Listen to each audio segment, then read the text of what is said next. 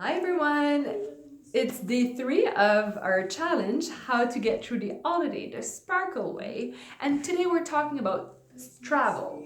And I think for a lot of people that's really stressful because a lot of people travel during the holiday. So just picture this. You're like with your 3 kids in the car, fully packed with gift and wrapping and like the dog and then you're stuck in that car for like 4 hours on your way up and then your way down.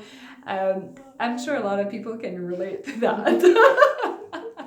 I'm lucky my family comes to see me, but we will be traveling in Nova Scotia to see the other side of that family.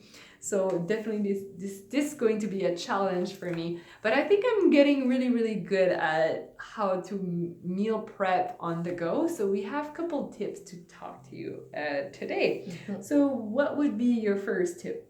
First tip is the Christmas music in the car. That's super important. Yes. You need some good sing-alongs. But it is important. It's to lighten up the atmosphere.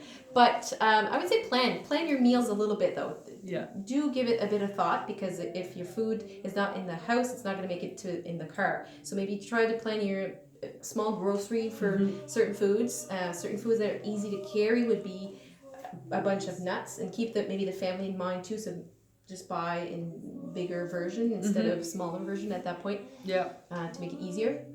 Fruits like orange, apples are quite easy in the car. Bananas, yogurt. Maybe if you have you can bring maybe a cooler. Just a cooler for the day.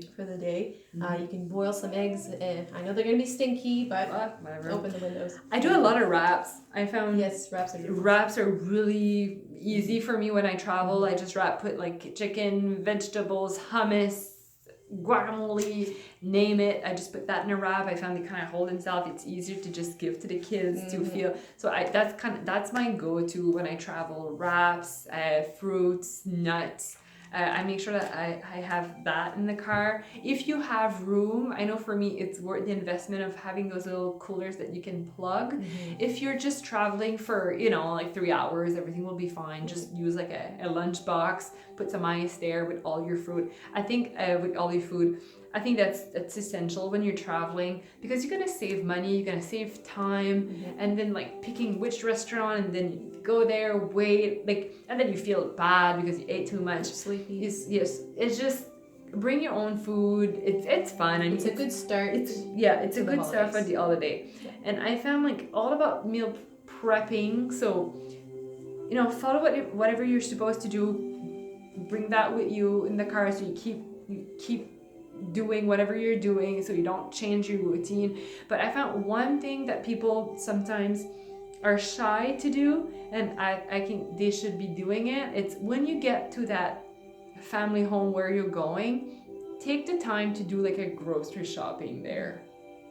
And go at the grocery, get the food that you and your family love, bring it up with you so you already have your go-to, and it's nice, it's polite to bring your food with like you can one supper, it's on you, you're doing like a supper that works for you. So I think too many people are kind of shy, they think you're imposing yourself, but like you need to think it the other way. Okay, when you're receiving and then you have that bunch of people getting to your house, you're trying to please them, like you don't know what they like. You don't know what they like. It's hard. Like seriously, think about it. How nice would it be? You're receiving your in-laws, and they're coming with a meal ready, and you bring food and snacks. And you don't need to bother. That would be a relief for you. It's the same thing for the other side. It's not different. Yeah. So I found sometimes people feel bad, but no, like. It's great. I love when people come and no, this is what I want for supper. Here it is, and they're actually doing supper for me. So that's awesome. Take that lead. It's actually awesome. Absolutely. Yeah. Do you have another tip too? Maybe sleep arrangement. Oh yeah. Like if you get somewhere and you feel that you won't be comfortable, or maybe that your parents-in-law snores a lot and you won't be sleeping well, and there's a dog and 20 kids, and you're the type of person that just can't deal with the lack of sleep. Or light sleeper too. Yeah, maybe that we've worked, you have that hotel room, or if you don't want that, maybe a earplug, or your own pillows, or your own like blanket, like I sleep away. Fan, Yeah, white noise. just little thing that will make you less cranky. I found that's a big thing when you're traveling. Yeah. Is there anything else that on our list? I think stay hydrated was maybe another one. Water all the time, because there could be more alcoholic drinks, so it will dehydrate you more. It is winter, it tends to be cold. And I think when you're traveling, you need to maybe pause a little bit before going and think about your struggle in that situation. Like last year when you went, how did you feel? How did it went? What was your challenges? What was your triggers? What was the problem, or what went well, what went wrong? Take the time to look at that, and how can you improve that? How can you make that different? Like I know, like I won't talk about my personal, I could offend people, but I know there's some situation where I need to kind of brace myself that when that situation will happen, maybe it's time for me to go for a workout. Maybe I'll go for a walk at that time. You know, maybe I'll skip certain activity that I'm not comfortable with, because for me, when I'm doing a little bit of anxiety, I'll reach for food, or I'll, so I know my triggers. I know I do that. So I make sure that those situation doesn't happen. So I plan in advance. So take that time to know, like, is it in the car that should hit the fan? Like, is it your in-laws that drive you nuts? Is it the sister that's negative? And you know what I mean? Think about what are your struggles. What goes well, do more of that. And those challenges, you need to be prepared before they actually happen. Yeah.